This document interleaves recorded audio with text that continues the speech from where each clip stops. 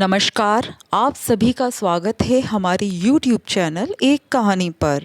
आज हम लेकर आए हैं एक नई कहानी, ननद रानी। भगवान का शुक्र मनाओ कि तुम्हें मेरी जैसी ननद नहीं मिली। संचिता 2 दिन से देख रही थी कि दोनों माँ बेटी काफ़ी परेशान थी, पर किससे क्या बोले, इसलिए चुपचाप अपने कामों में लगी रहती। वैसे भी किसी को सुनने और बताने में कोई इंटरेस्ट था ही नहीं।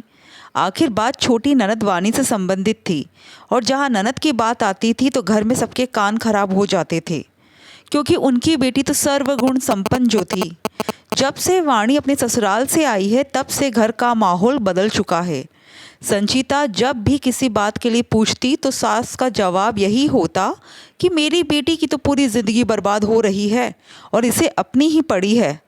कुछ कह नहीं पाती संचिता। आखिर बात क्या है, कोई बताता भी तो नहीं, बस उसे ताने मारने में कोई कमी नहीं छोड़ी जाती। संचिता जब इस घर में शादी होकर आई थी तब वाणी सिर्फ 18 साल की थी और अपनी पढ़ाई कर रही थी, लेकिन एक भारतीय ननद वाले सारे गुण थे उसमें। हर बात में अपनी भाभी को टोकना उसकी आदत थी।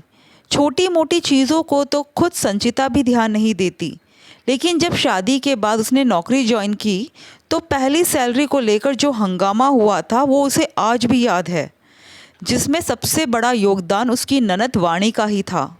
उस पढ़ी लिखी ननद के अनुसार उस सैलरी पर सिर्फ और सिर्फ ससुराल वालों का अधिकार था, और उसको कैसे मैनेज करना है वो संचिता डिसाइड नहीं कर सकती। जब संचिता ने उस सैलरी को देने से साफ मना कर दिया तो वाणी ने खुद फ़ोन करके उसके माता पिता तक को बुला लिया था और यहाँ तक कह दिया था कि ले जाइए आपकी बेटी को, जिसे अपने ससुराल में रहना नहीं आता। आखिरकार माता पिता भी क्या करते। एक तो निम्न मध्यम वर्ग के परिवार के लोगों की अपनी 10 समस्याएं होती है। बेटी की शादी तो वैसे भी कर्जे में डूबकर की जाती है, ऊपर से अगर यह सुनने को मिल जाए कि ले जाइए आपकी बेटी को, तो एक पिता तो वही टूट कर रह जाता है। तो उन्होंने भी संचिता को ही समझाया, बेटा कोई इतनी बड़ी सैलरी तो है नहीं तुम्हारी, 5,000 रुपये ही तो है, दे दिया करो बेटा, थोड़ा एडजस्ट करो ससुराल में।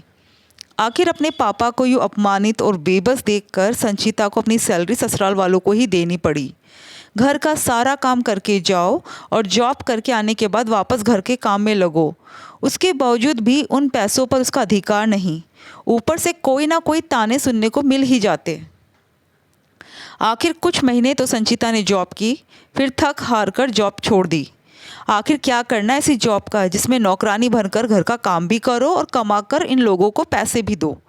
हालांकि जॉब छोड़ने पर भी काफ़ी हंगामा हुआ था। आखिर अलग से जो 5,000 रुपये आ रहे थे वह भी तो हाथ से चले गए। पर इस बार संचिता तैयार थी। सब अपना माथा पीट कर रह गए पर उसने एक भी जवाब नहीं दिया। आखिर अपने आप ही चुप हो गए।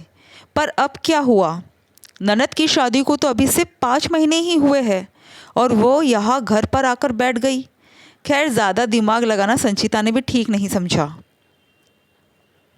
बताना हो तो बताए, नहीं तो वाह, हम तो अपनी लाइफ में खुश है, क्योंकि अब तो तानों का असर भी नहीं होता था।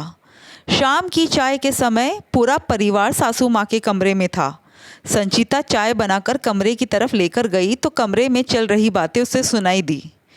ऐसे कैसे कर सकते हैं वो लोग, आखिर इसमें मेरी बेटी का फैसला चलना चाहिए ना।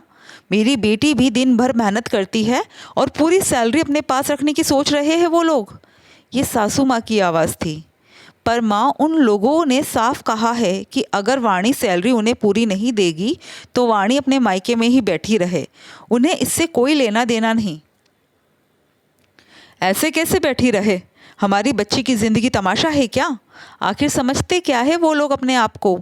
हम लोग केस कर देंगे उनके ऊपर, फिर अक्ल ठिकाने आ जाएगी सबकी। सासू माँ की बात सुनकर संचिता के पति ने जवाब दिया, देखो माँ, हमारी इतनी हैसियत नहीं है कि हम वाणी के लिए कोर्ट के चक्कर लगाए। जितने में कोर्ट के चक्कर लगाएंगे उतना तो वाणी कमाती भी नहीं है। आखिर सैलरी देने में हर्ज क्या है, कौन सी इतनी ज़्यादा सैलरी है, रहती उस परिवार में है तो उनके हिसाब से रहे, क्यों अपनी चलाती है। भाई ऐसे कैसे दे दूँ, हलवा है क्या जो सब में बांट दूँ। सुबह से शाम मेहनत करके कमाती हूँ। सैलरी कम है तो क्या हुआ, मेरी है, उस पर वो लोग अपना अधिकार कैसे जमा सकते हैं? मुफ्त की नौकरानी समझ रखा है क्या उन लोगों ने मुझे? वाणी ने कहा। पर इतने में संचिता चाय लेकर कमरे में आ गई। उसे देखकर सब चुप हो गए, पर संचिता के चेहरे पर एक बड़ी सी मुस्कान आ गई, जो सासू माँ और वाणी के दिल पर सांप की तरह लौट गई। आखिर सासू माँ से रहा नहीं गया तो उन्होंने बोल ही दिया, यहाँ मेरी बेटी का घर बिगड़ रहा है और इसे देखो कैसे मुस्कुरा रही है। वाणी पीछे क्यों रहती, उसने भी अपनी तरफ से दो दाने जोड़ दिए। भाभी को क्या लेना देना मुझसे? कभी कोई बहू अपने ससुराल की हुई है क्या? ननद तो किसी को फूटी आग भी नहीं सुहाती। संचिता ने कुछ नहीं कहा और चुपचाप कमरे के बाहर जाने लगी। लेकिन इतने में भी दोनों माँ बेटी का पेट नहीं भरा। संचिता को सुनाते हुए वाणी बोली,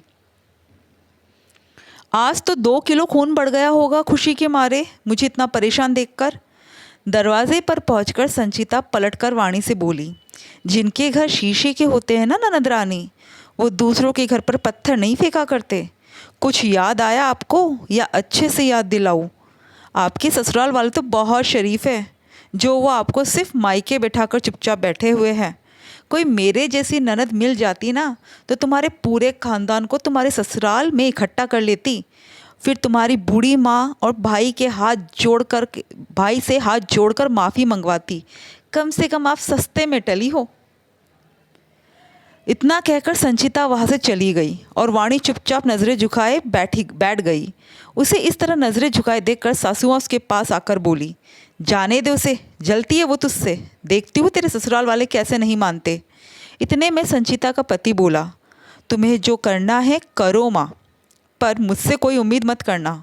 ना मेरे पास इतना पैसा है और ना ही इतना वक्त कि मैं इसके ससुराल जाकर फालतू की चीज़ों में बहस करूं।